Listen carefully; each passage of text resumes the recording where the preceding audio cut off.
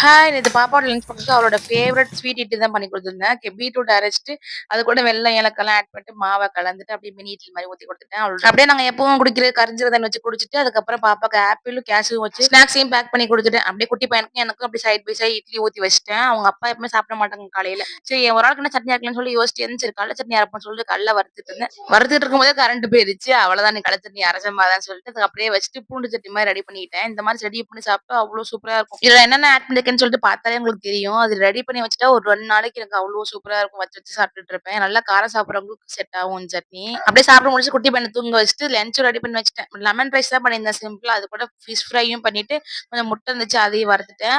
அப்புறம் அப்படியே குட்டி தூக்கம் தூங்கி எந்திரிச்சாச்சு. அப்புறம் பாப்பாவ போய் ஸ்கூல்ல அழைக்க போனாங்களா, அப்ப வரும்போது நொங்கு, பதனி வாங்கிட்டு வந்தாங்க. 1 லிட்டர் பதனி வாங்கி 1/2 லிட்டர் அவங்களே குடிச்சுட்டாங்க. கொஞ்சோண்டு எடுத்துருந்தாங்க 2 பேத்துக்கும்.